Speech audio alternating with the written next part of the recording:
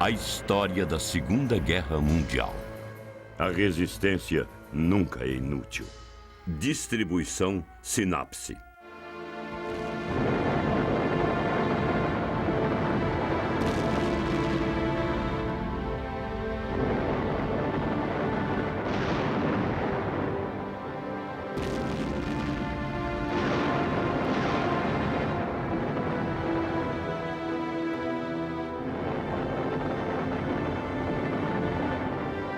Ao considerar-se a história da Segunda Guerra Mundial, 1943 é de vital importância.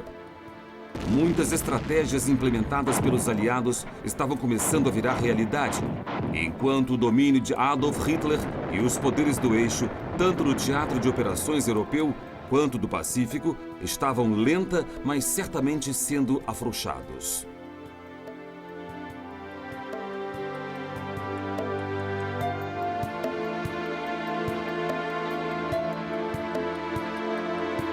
Alemães e os italianos enfrentaram uma derrota humilhante nos litorais norte da África, enquanto os exércitos aliados, sob o comando do general norte-americano Eisenhower, os forçou a abandonar todo o continente. A batalha pelo norte da África já havia ajudado a afastar alguns recursos militares de Hitler da frente oriental, onde suas forças haviam derrotado o Exército Vermelho da Rússia, enquanto o tempo todo os aliados mantinham a pressão sobre a própria Alemanha com um pesado bombardeio das cidades mais industriais da nação.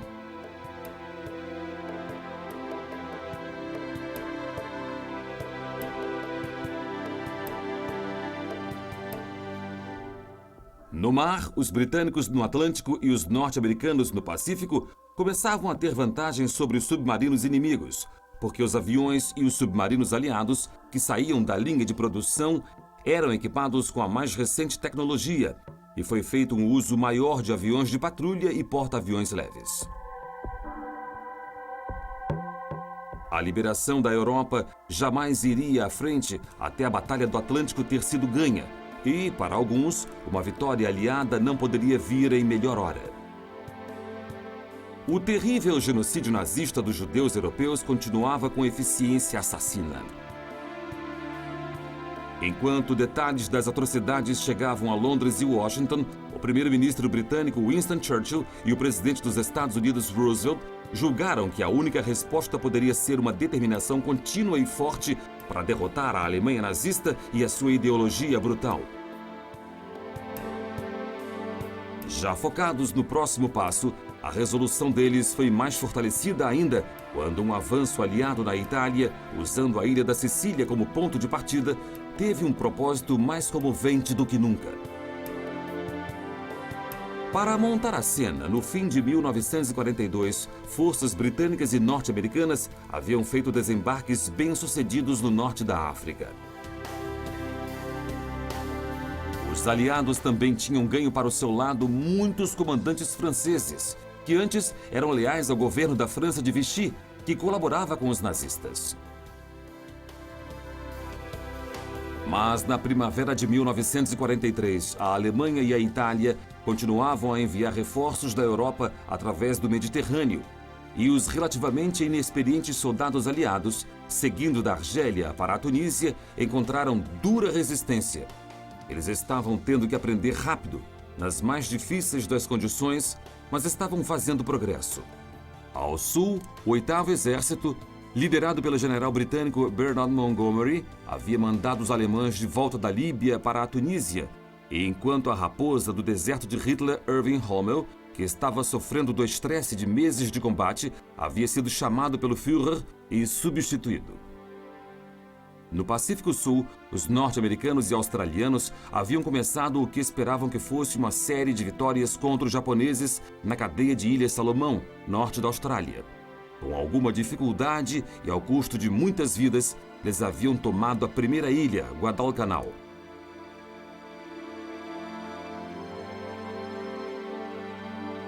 E com esta conquista, compreensivelmente, eles não queriam dar alívio aos japoneses. O Japão, o mais forte aliado de Hitler, estava no controle de uma larga circunferência, incluindo parte da China, muito do sudeste da Ásia, Nova Guiné, Papua e no Pacífico Norte as minúsculas Ilhas Aleutas. Era essencial manter os japoneses na defensiva para evitar que eles fortificassem as ilhas do Pacífico que mantinham, montando suas bases aéreas e tornando a posição do eixo muito mais segura.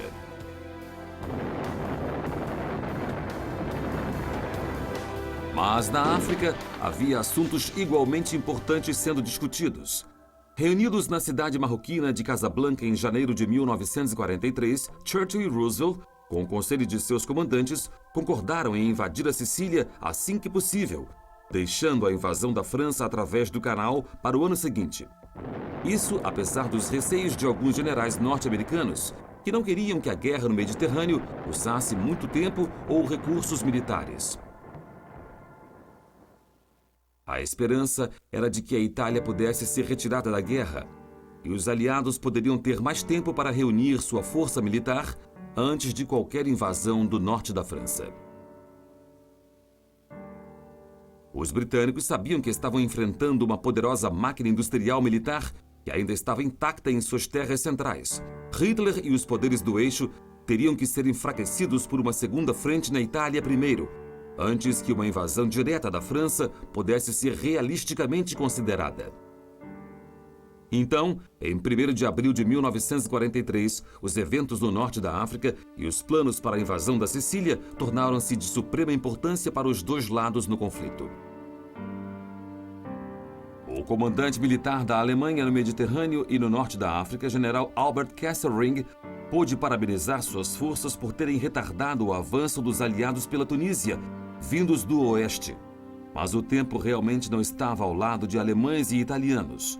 As forças do eixo estavam lenta, mas prontamente sendo empurradas de volta para o sul da Tunísia, em direção à capital Tunis.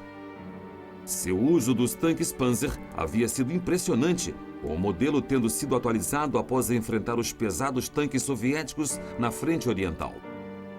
Porém, os britânicos e norte-americanos reforçaram rapidamente a sua posição, com o maior número de tanques e aeronaves no norte da África e com os campos de aviação que agora controlavam, foram capazes de dar às suas forças, em terra, um apoio aéreo muito melhor.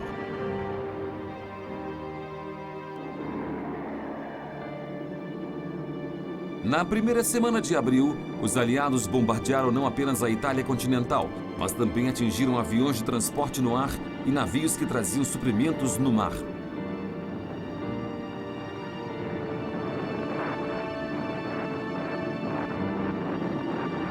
Subindo cautelosamente o litoral, os sapadores do exército trabalharam detectando minas e preenchendo buracos na estrada. Os soldados ficaram felizes em passar por terra agrícola fértil e bosques de oliveiras, após meses atravessando as trilhas rochosas do deserto líbio. Porém, mais importante, as estradas da Tunísia davam a eles uma superfície de rolamento muito mais suave.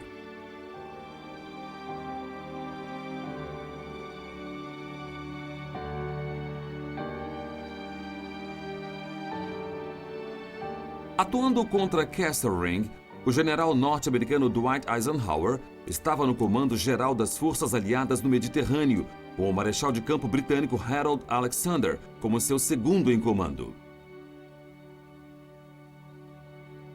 Alexander reorganizou estrategicamente a frente aliada, botando as forças norte-americanas que estavam vindo do oposto oeste da cidade de Bizerte, na estrada da costa norte para Tunis.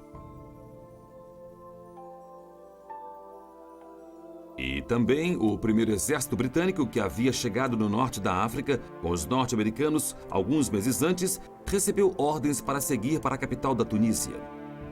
Um dos maiores confrontos para os extenuados homens de Montgomery foi a Batalha de Wadi Akarit, cerca de 27 quilômetros ao norte de Gabes.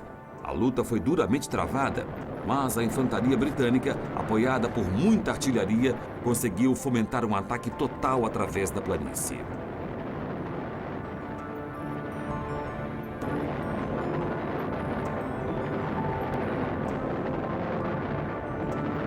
Na noite de 7 de abril, os norte-americanos, junto com as forças do primeiro exército britânico, finalmente encontraram-se com os soldados do 8º Exército, muitos dos quais jamais haviam conhecido um norte-americano.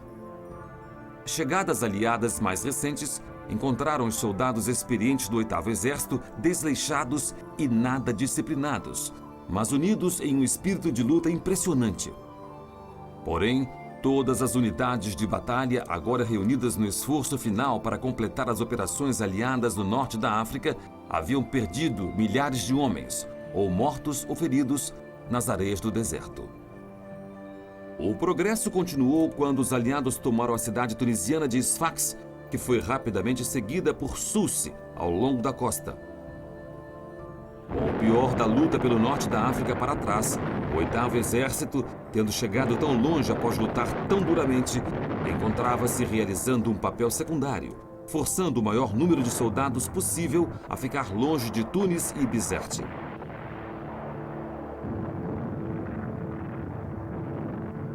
A sorte estava lançada para alemães e italianos no norte da África. E, para os italianos, as fendas dessa aliança desigual estavam começando a aparecer, porque a ameaça de uma invasão aliada da sua terra natal ganhava impulso. E enquanto cada vez mais soldados italianos eram feitos prisioneiros, ficou claro que o apoio para a aliança do eixo estava faltando entre os italianos comuns.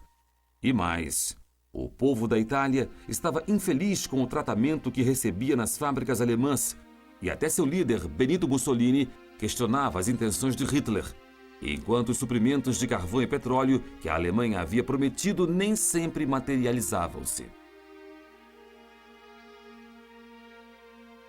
Quando Hitler e Mussolini encontraram-se perto de Salzburgo, na Áustria, ambos pareciam estar visivelmente tensos. Os que estavam com Hitler ficaram chocados em ver como Mussolini parecia doente e desanimado ao insistir em conversas de paz com os aliados.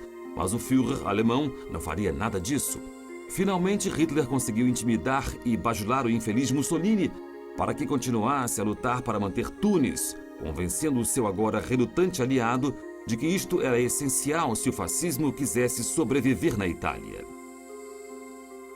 Mas a própria situação de Hitler estava longe de estar segura, e ele também enfrentava críticas de seu próprio povo, que agora experimentava grandes dificuldades e sentia que o Terceiro Reich não era tão invencível quanto havia sido prometido. A propaganda tornou-se mais importante do que nunca, e para Hitler, os eventos na Rússia logo deram a ele uma oportunidade para justificar sua posição. Em um lugar chamado Katyn, no interior soviético perto de Smolensk, um camponês russo deu uma declaração espantosa aos alemães ocupantes, dizendo que os corpos de milhares de oficiais poloneses estavam enterrados ali perto, na floresta. Para Joseph Goebbels, o leal ministro da propaganda de Hitler, esta era a melhor notícia pela qual vinha trabalhando há algum tempo. Após alguma exploração da história do camponês russo, os nazistas descobriram túmulos em massa de mais de 4.200 oficiais poloneses assassinados pelos soviéticos em 1939, quando Stalin havia se unido a Adolf Hitler e não aos aliados. A posição russa era delicada porque, desde a sua saída da causa aliada após a invasão nazista da União Soviética, a Operação Barbarossa de Hitler, os britânicos e norte-americanos ainda viam Stalin com grande suspeita. Goebbels foi rápido em condenar a brutalidade russa contra os oficiais poloneses, mas omitiu convenientemente a menção do tratamento bárbaro dos poloneses, particularmente os judeus, pelos alemães. A coisa ficou mais difícil ainda porque o destituído governo polonês voara para o exílio em Londres em 1939 e queria a atrocidade de Katyn exposta. Foi preciso uma grande manobra diplomática para manter intacta o que havia sido uma aliança incômoda no melhor dos tempos. Mas os oficiais britânicos e norte-americanos conseguiram evitar o que teria sido uma divisão desastrosa na posição dos aliados. Porém, os refletores estavam destinados a permanecer na Polônia quando abril deu lugar a maio de 1943, com os eventos na capital, Varsóvia, sob ocupação alemã, ganhando as manchetes. A Europa Oriental, em 1943, guardava muitos segredos e muitos horrores. Quando abril começou, uma nova câmara de gás foi instalada no campo de extermínio em Auschwitz, um dos 6 campos de extermínio operando em território polonês. Levas de prisioneiros, principalmente judeus de vários países europeus e também poloneses não judeus e ciganos, eram trazidas em caminhões de gado.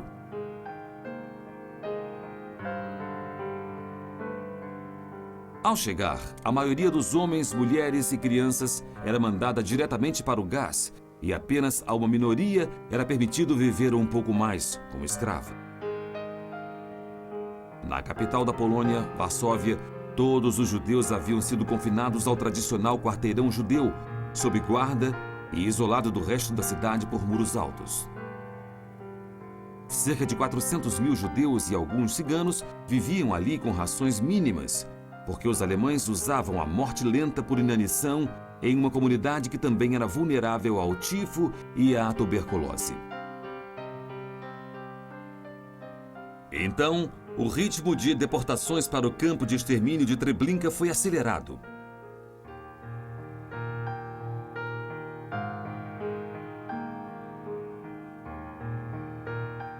Em abril de 1943, apenas 60 mil pessoas continuavam no gueto de Varsóvia, principalmente adultos jovens. Essas pessoas sabiam que, por hora, não tinham nada a perder e alguns formaram grupos secretos de resistência usando armas contrabandeadas dos poloneses da resistência fora do gueto.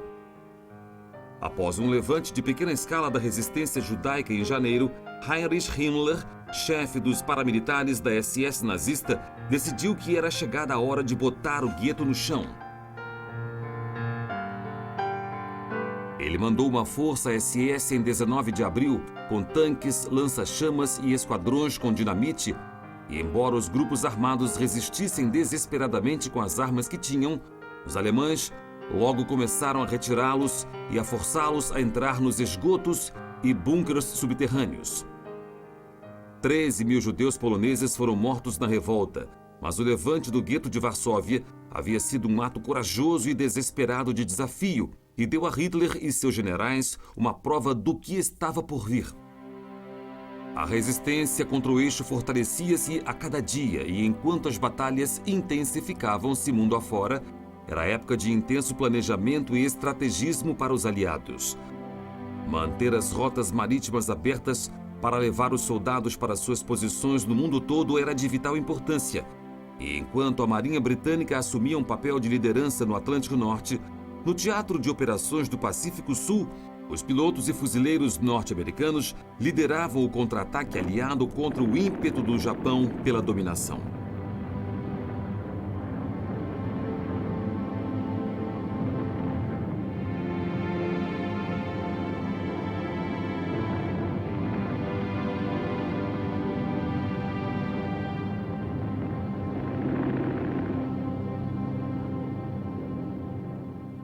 Na Nova Guiné e nas Ilhas Salomão, no norte da Austrália, o Japão estava agora travando uma guerra defensiva sob a direção do almirante Isoroku Yamamoto. Yamamoto havia anormalmente estudado nos Estados Unidos. Havia até se oposto inicialmente ao militarismo que levou o Japão à guerra, mas agora ele era um homem marcado para os norte-americanos. Foi ele que planejara o ataque a Pearl Harbor em dezembro de 1941. E enquanto o povo japonês ainda o via como um herói nacional, os norte-americanos estavam ávidos para eliminar o homem responsável por milhares de mortes norte-americanas.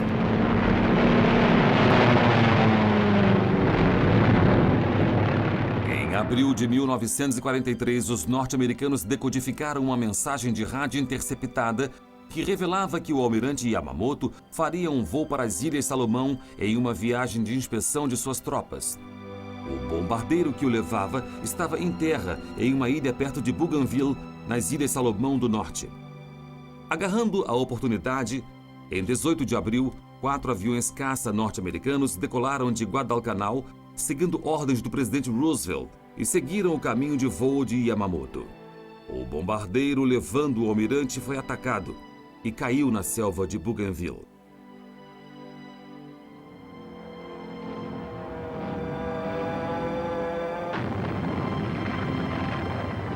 corpo de Yamamoto foi mais tarde descoberto por um comitê japonês de busca, mas Tóquio só anunciou sua morte semanas depois por temer que isso afetasse o moral. Os norte-americanos, por sua vez, não puderam gabar-se de seu triunfo imediatamente, porque fazendo isso, eles revelariam que haviam decifrado o código secreto de comunicações usado pela Marinha Japonesa. Mas enquanto a notícia da morte de Yamamoto permanecia sem ser anunciada, um pronunciamento nacional aumentou a animosidade norte-americana em relação aos japoneses. Em 21 de abril, Roosevelt revelou que 3 membros de uma tripulação aérea haviam sido executados no Japão. Os 3 homens, 2 pilotos e um artilheiro, estavam entre os 80 tripulantes que sobreviveram a um ataque liderado pelo tenente-coronel Jimmy Doolittle, um ano antes. Doolittle era um aviador que já havia tido uma certa celebridade antes da guerra.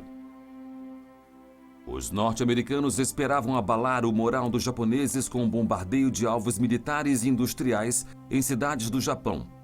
Esse havia sido o primeiro ataque aliado ao território japonês, um ato ousado que Tóquio estava ávido para vingar.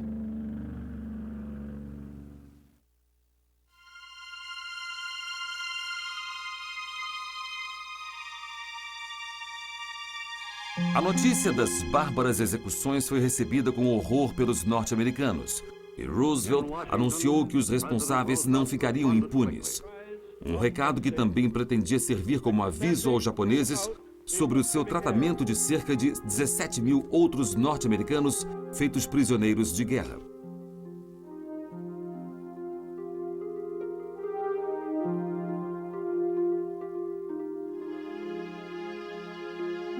Em maio de 1943, o foco do confronto entre os Estados Unidos e os japoneses mudou por um tempo para a extremidade mais ao norte do Oceano Pacífico. Lá, uma cadeia de minúsculas ilhas vulcânicas, as Ilhas Aleutas, estendia-se do estado norte-americano do Alasca até a Sibéria e ao Japão. Em 1942, forças japonesas seguiram para as 2 ilhas Aleutas mais próximas ao Japão, Attu e Kiska. Graças à decifração do código, os norte-americanos ignoraram esta invasão porque sabiam que ela era meramente uma tática de distração e que, na verdade, os japoneses pretendiam atacar a estrategicamente importante ilha de Midway, no Atlântico Central.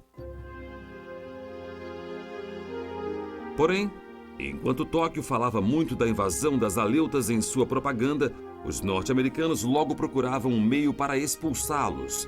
E com este fim começaram a construir um campo de aviação na ilha Adak, perto do Alasca.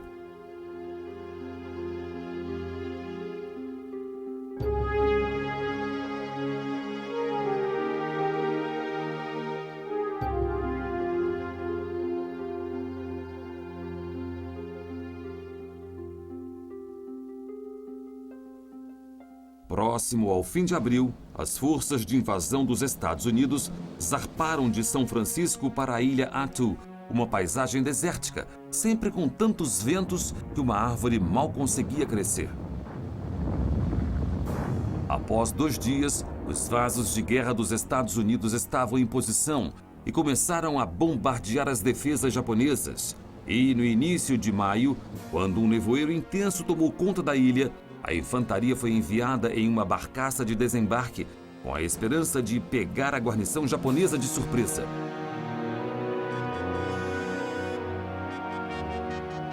Em luta feroz que iria durar maio inteiro, os soldados norte-americanos conseguiram chegar primeiro ao vale que levava ao porto de Chagov, mas os japoneses não iriam se render.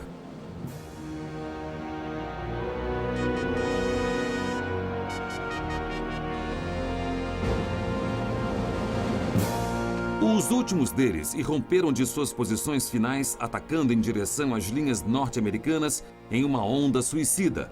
Mas seu último esforço seria inútil, e quando o conflito chegou ao final, havia mais de 2.000 japoneses mortos.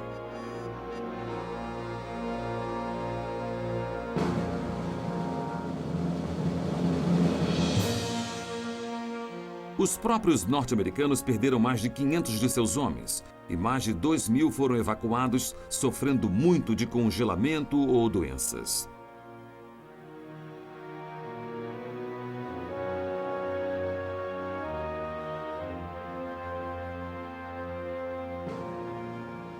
Attu, de volta às mãos norte-americanas, agora estava entre o Japão e a ilha de Kiska, onde as tropas japonesas ainda perambulavam.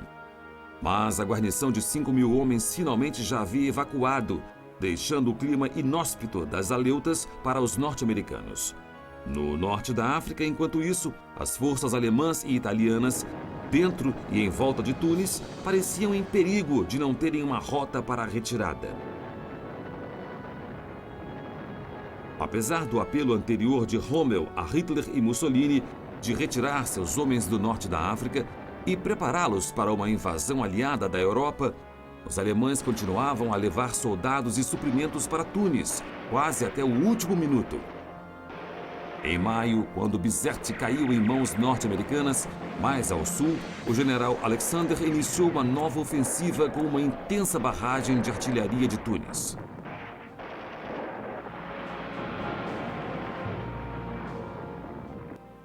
Logo, os primeiros veículos blindados britânicos puderam entrar na capital e, em pouco tempo, milhares de pessoas alinhavam-se nas ruas para celebrar, jogando flores primaveris para os soldados. Além da capital, o inimigo, embora cercado, continuava a lutar, rejeitando convites para render-se e poupar um banho de sangue inútil.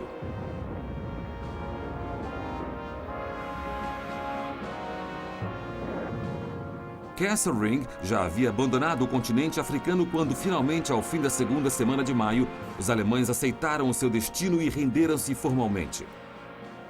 Os italianos logo acompanharam e, quando os soldados do eixo inundavam os cercados para prisioneiros de guerra, os capturados chegaram a cerca de 125.000 alemães e 115.000 italianos. Foi o maior transporte de prisioneiros na guerra até essa data e, com certeza, apresentou um desafio logístico no que referia-se a alimentá-los e a controlá-los. Porém, Eisenhower não perturbou-se com esta complicação menor e estava exultante quando anunciou ao mundo que o eixo estava agora em retirada.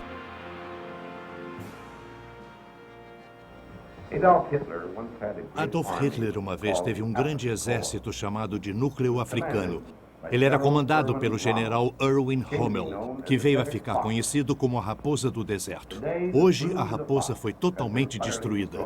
Cada membro desse exército, assim como cada membro do exército de Bannerman, que Hitler mandou para a África para apoiar Ronald, também está morto ou foi capturado. 3 horas após a rendição, Winston Churchill, em reuniões com Roosevelt em Washington, recebeu uma mensagem do general Alexander informando a ele: a campanha da Tunísia acabou. Toda a resistência inimiga terminou. Nós somos os senhores do litoral norte-africano.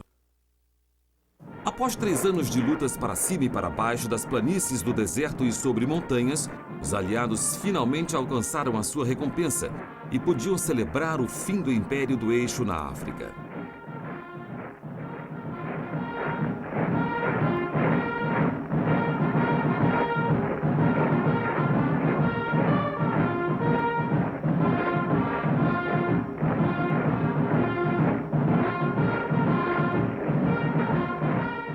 Em Washington, o presidente Roosevelt e Winston Churchill estavam prontos para as discussões com os estrategistas militares britânicos e norte-americanos durante a conferência que teve o nome de código de Tridente. Em 19 de maio, Churchill fez um pronunciamento em uma sessão conjunta das duas casas do Congresso, como havia feito em dezembro de 1941, após o bombardeio japonês de Pearl Harbor. Ele foi saudado com uma aclamação prolongada mesmo antes de iniciar o seu discurso. Mas com o eixo ainda atuando, Churchill estava ávido para ir direto ao ponto. Todos os planos de guerra, disse ele, devem ser dominados pelo objetivo supremo de capturar o inimigo. A derrota da Alemanha deve vir primeiro e trará inevitavelmente com ela a derrota do Japão.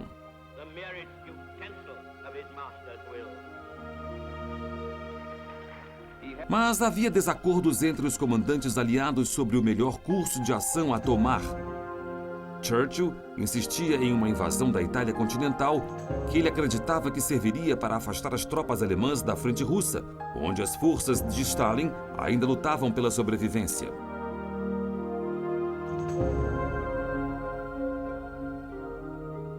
Os norte-americanos, por outro lado, queriam uma invasão em escala total da França, iniciada o mais cedo possível, e acreditavam que não deveriam ser realizadas operações que pudessem atrasar esse esforço. Após longa deliberação, um acordo finalmente foi feito entre os aliados para invadir a França no início de 1944, tentando-se marcar uma data para maio.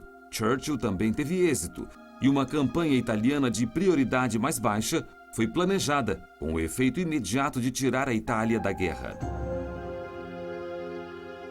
Enquanto isso, o foco estava no Atlântico, onde ferozes batalhas de comboios estavam sendo travadas. Antes que pudesse acontecer uma invasão da França, os aliados sabiam que a Batalha do Atlântico tinha que ser ganha, e com pesadas baixas no início da primavera, afetando seriamente os suprimentos que chegavam às Ilhas Britânicas. Havia o temor de que os nazistas estivessem ganhando a guerra no mar.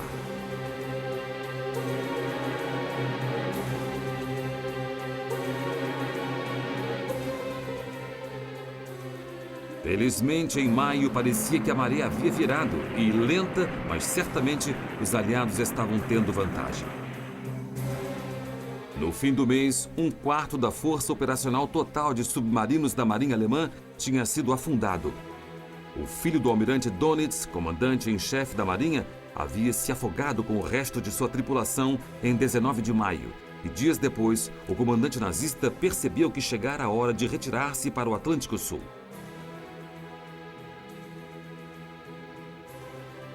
Com apenas alguns submarinos que sobraram rondando o Atlântico Norte como uma ameaça simbólica, parecia que a batalha de 2 anos do eixo para romper as linhas de suprimento da Grã-Bretanha havia sido perdida. Enquanto isso, as fábricas continuavam a acelerar a produção de munições e o esforço de guerra estava começando a valer não apenas no mar, mas também no céu sobre a Alemanha. Na primavera de 1943, ondas de bombardeiros britânicos desfecharam ataques às grandes cidades alemãs sob o comando do marechal-chefe do ar Sir Arthur Harris. Assombrados pela lembrança de anos de guerra nas trincheiras na Primeira Guerra Mundial, os britânicos viam o bombardeio aéreo como um modo de superar as frentes em solo e encurtar a guerra.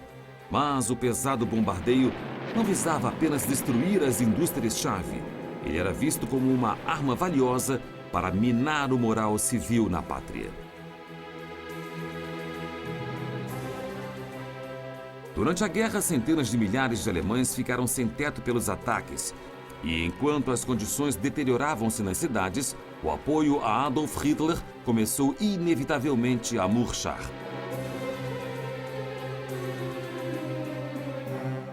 Em maio de 1943, a RAF estava finalizando os detalhes de um ataque particularmente ousado ao país, que iria concentrar-se no Vale Ruhr, na Alemanha.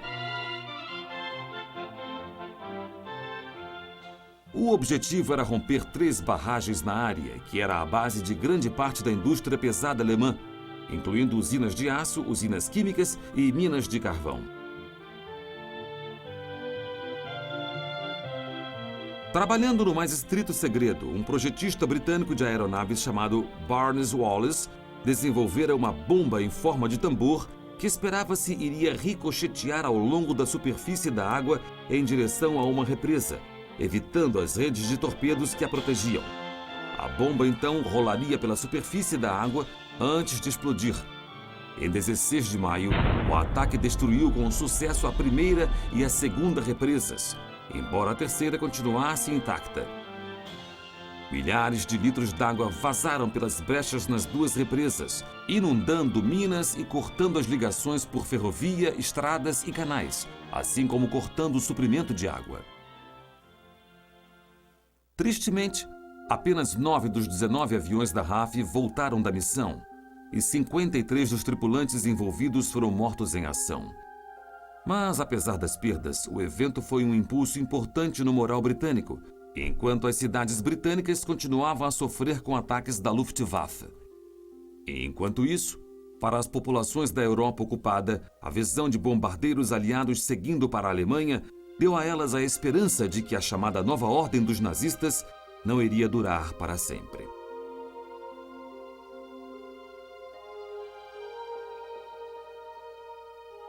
Enquanto continuava o planejamento da invasão da França através do canal, a esperança dos que viviam sob a ocupação nazista não era infundada.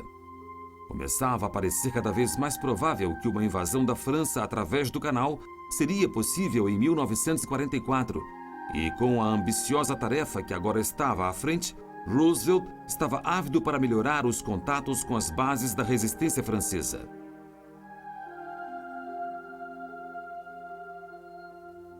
O povo francês ficara profundamente dividido com a chegada da Segunda Guerra Mundial.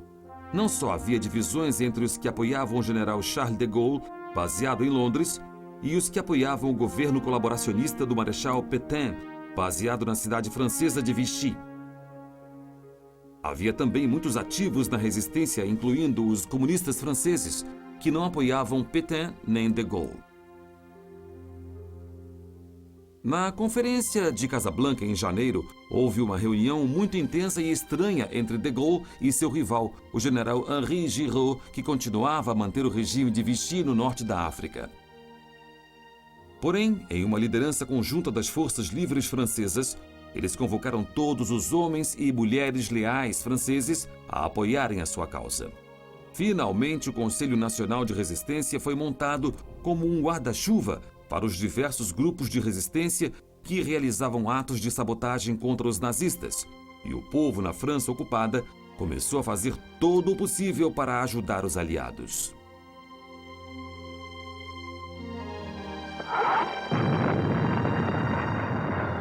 Enquanto isso, o Serviço Secreto norte-americano começou a estabelecer as suas próprias ligações diretas com a resistência francesa, através de contatos feitos na Suíça, esperando que, ao canalizar dinheiro para a ação de resistência, eles iriam ter acesso a valiosas informações militares e estratégicas sobre os alemães na França. Mas a luta pela liberdade não veio sem seus riscos, e logo após a primeira reunião do novo Conselho Nacional de Resistência, muitos líderes da resistência foram presos. Durante o curso da guerra, muitos homens e mulheres que lutaram contra as forças ocupadas na França seriam encarcerados, torturados ou mortos pela temida Gestapo.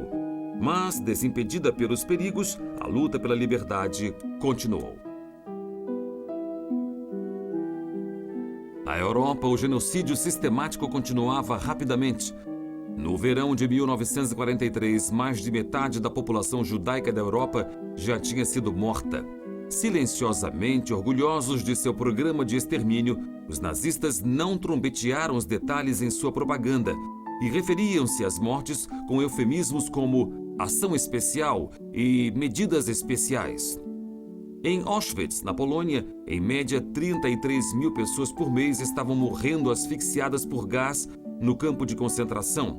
E após a eliminação do gueto de Varsóvia em maio, em 11 de junho, o chefe da SS Heinrich Himmler deu ordem para que os guetos remanescentes em outras cidades polonesas fossem totalmente esvaziados e desmantelados. A Polônia tinha a maior população judaica entre todos os estados europeus, com cerca de 3 milhões de pessoas. E a maioria desta comunidade estaria morta quando os aliados declararam vitória, junto com cerca de 3 milhões de poloneses não-judeus. Mais para leste, nas partes dos estados bálticos e da União Soviética ocupadas pelos nazistas, as unidades assassinas móveis de Himmler, conhecidas como Einsatzgruppen, tiveram liberdade de ação atrás de soldados alemães que avançavam. Comunidades inteiras eram impiedosamente massacradas em tiroteios em massa e a população judaica foi dizimada. Mas enquanto os nazistas continuavam a sua guerra de terror, os aliados aproximavam-se lentamente e, seguindo as resoluções da Conferência Tridente em Washington, a preparação para a invasão da Itália começara. Com o eixo fora do norte da África, Eisenhower agora concentrava toda a sua atenção em tirar Mussolini e suas tropas da guerra. Os bombardeiros norte-americanos intensificaram seus ataques no país, atacando portos, campos de aviação e áreas industriais. Na Sicília, as cidades de Palermo, Catânia e Siracusa eram alvos.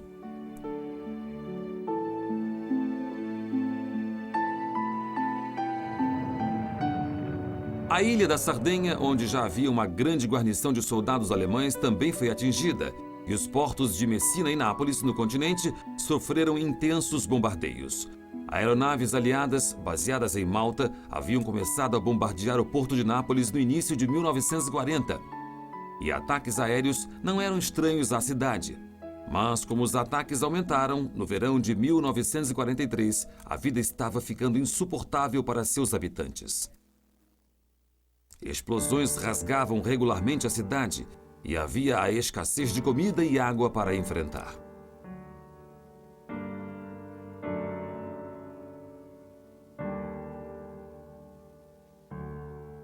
Apesar dos reforços, o poder aéreo alemão na Itália estava diminuindo sob o ataque aéreo aliado. E enquanto o povo de Nápoles suportava um bombardeio mais pesado do que os que eles já conheciam, os nazistas estavam incapacitados de enviar os aviões e a proteção antiaérea adicionais que Mussolini solicitara urgentemente.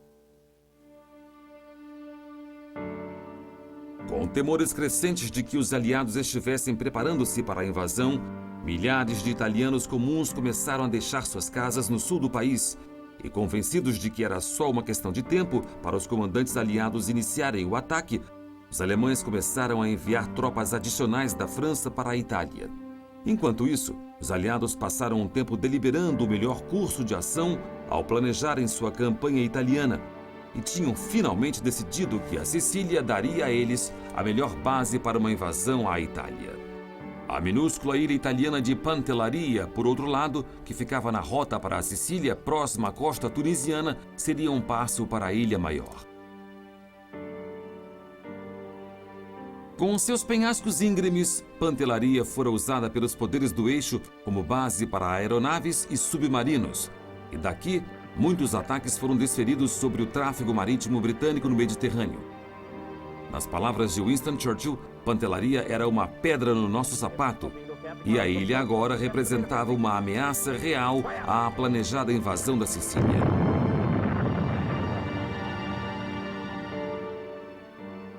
Porém, ávido para assegurar que nada arriscasse a vida de seus homens e nem o sucesso da missão italiana, Eisenhower tinha um futuro desagradável guardado para a pequena ilha. Ele e seus comandantes queriam ver-se reduzindo a resistência de um alvo pelo ar. Ele poderia ser invadido usando uma quantidade mínima de homens por terra.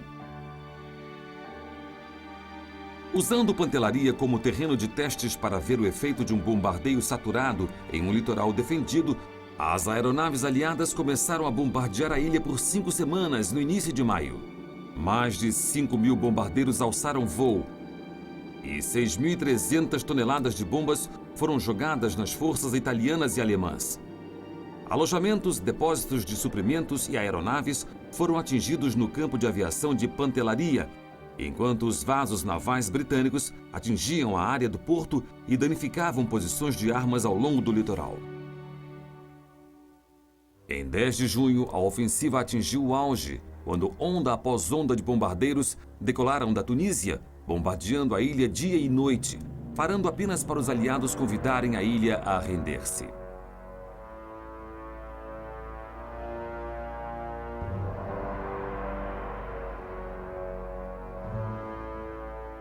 Enquanto isso, em Washington, Roosevelt conclamava o povo italiano a derrubar Mussolini.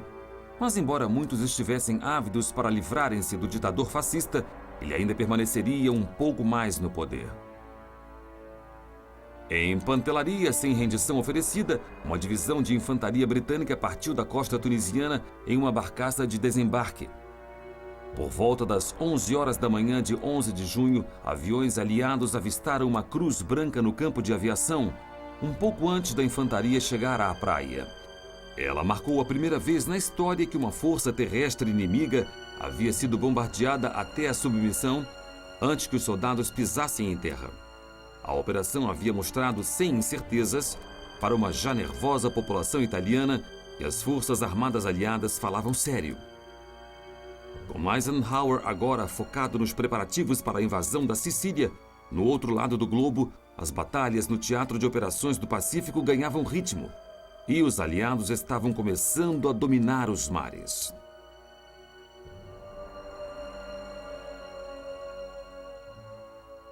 Como uma nação insular, o Japão dependia de ligações marítimas com o resto do mundo, um fato que ficara evidente nos anos que levaram à guerra. Quando os Estados Unidos impuseram sanções ao Japão para evitar que o país importasse matérias-primas, o minúsculo império não teve escolha senão lutar pela sobrevivência. Em 1943, com novos territórios para administrar e defender no Pacífico, os japoneses agora tinham novas preocupações, e era vital que as rotas de navios fossem mantidas abertas para transportar soldados e munições para as guarnições dispersas no sul.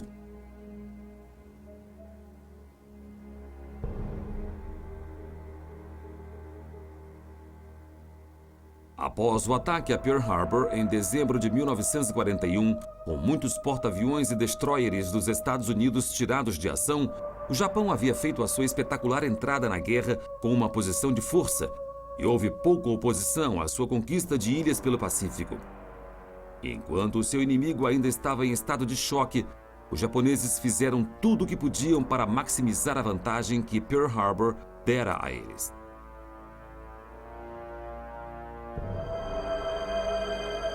As tripulações dos submarinos japoneses eram habilmente treinadas e estavam equipadas com o que se chamava de torpedos long lance. Esses torpedos haviam provado ser muito mais efetivos do que os dos submarinos norte-americanos, que quase sempre mostravam-se inúteis, fossem falhando em explodir ao impacto, detonando antes de chegarem ao alvo ou desviando muito do curso.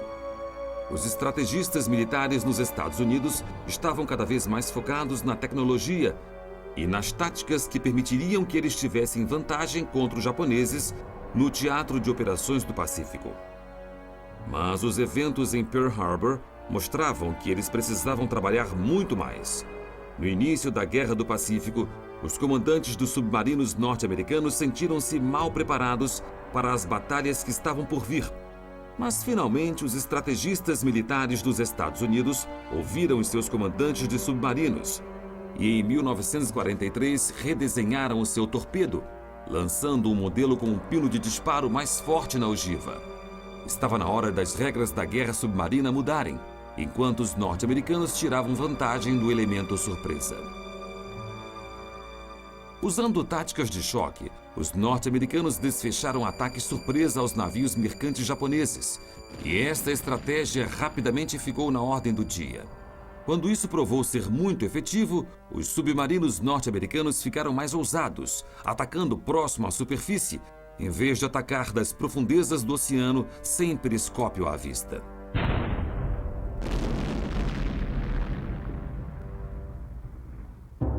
Isto só era possível porque, um ano antes, os decifradores de códigos norte-americanos conseguiram decifrar os códigos navais japoneses e agora estavam enviando informações críticas para os capitães de submarinos com informações sobre possíveis alvos na superfície.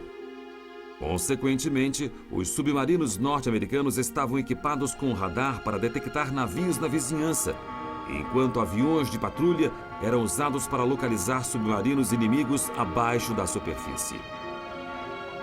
O índice de ataque contra os navios japoneses aumentou drasticamente em 1943, porque os norte-americanos visavam tanto os navios militares quanto os mercantes, e até frotas pesqueiras.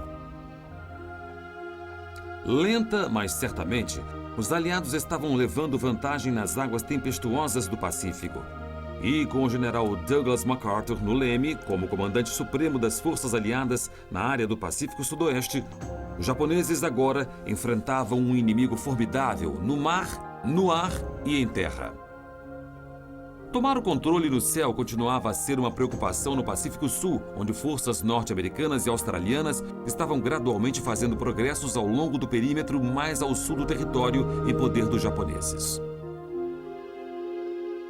No início de junho, o almirante norte-americano William Halsey deu ordens para a invasão da Nova Geórgia, a maior ilha na província oeste da cadeia das Ilhas Salomão, que ficava imediatamente ao norte de Guadalcanal. Os norte-americanos ficaram alarmados ao saberem que os japoneses tinham construído um campo de aviação em Munda, o maior assentamento na Nova Geórgia, e tentativas esporádicas japonesas para atacar posições norte-americanas em Guadalcanal logo viraram um problema. Os japoneses temiam que, se os aliados conseguissem manter Guadalcanal intacta, Ela seria o ponto de partida para uma operação de salto gradual de ilhas, seguindo para as Ilhas Salomão do Norte.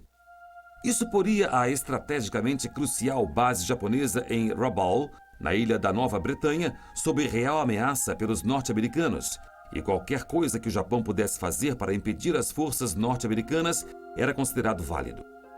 Embora fosse improvável que os ataques japoneses a Guadalcanal tirassem os soldados ocupantes de suas posições, eles eram um obstáculo, embora o avanço norte-americano em direção a Rabaul ainda ganhasse ímpeto. Os fuzileiros norte-americanos desembarcaram na indefesa ponta sul da Nova Geórgia e começaram a avançar por terra para o porto de Viru, na ilha. Sem esperarem remover a guarnição japonesa de mais de 10.000 soldados que ocupavam o resto da ilha, eles começaram a construir um campo de aviação onde haviam desembarcado. Em apenas uma quinzena, os aviões aliados baseados neste novo campo de aviação estavam dando um apoio aéreo valioso à batalha para tomar o controle de toda a Nova Geórgia. E além de assegurar esta ilha, quando a base aérea japonesa em Munda caiu em mãos aliadas, poucas semanas depois, os soldados norte-americanos em Guadalcanal foram deixados em paz. As tentativas japonesas de bombardear posições norte-americanas em Guadalcanal, de sua base na Nova Geórgia, tinham sido uma indicação do tipo de problemas que os aliados podiam esperar se o Japão tivesse tempo para consolidar o perímetro de defesa de seu império recém-conquistado.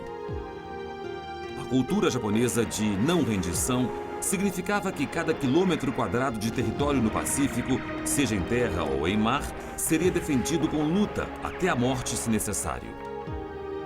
Os aliados tinham uma tarefa inimaginavelmente difícil à frente, e o custo em termos de sacrifício humano estava destinado a ser imenso, mas a maré, sem dúvida, agora estava a favor deles, quando fizeram um esforço determinado para avançar para o Pacífico Central. E não era só no Pacífico que os aliados estavam percebendo que ganhar a guerra e livrar o mundo de Adolf Hitler e os poderes do eixo ia ser um negócio custoso. A guerra também estava cobrando o seu preço das populações civis em toda a parte, porque na União Soviética e através da Europa, as contagens de mortos atingiram proporções terríveis. A Grã-Bretanha continuava a ser alvo de ataques esporádicos da Luftwaffe. E nas cidades sob a norma autoritária da máquina de guerra de Hitler, as pessoas viviam sob medo constante. As histórias das atrocidades eram apavorantes, mas também havia um endurecimento de resolução unindo os que enfrentavam tais condições terríveis, enquanto os aliados estavam firmes em sua resolução de superar o fascismo para criar um mundo livre de tiranos para as próximas gerações. Porém, pelo menos no momento, a preocupação mais imediata para os líderes aliados era a invasão da Sicília. Ainda havia muitas perguntas a serem respondidas, principalmente no que dizia respeito ao que era provável acontecer no nível político quando os aliados chegassem à Itália continental.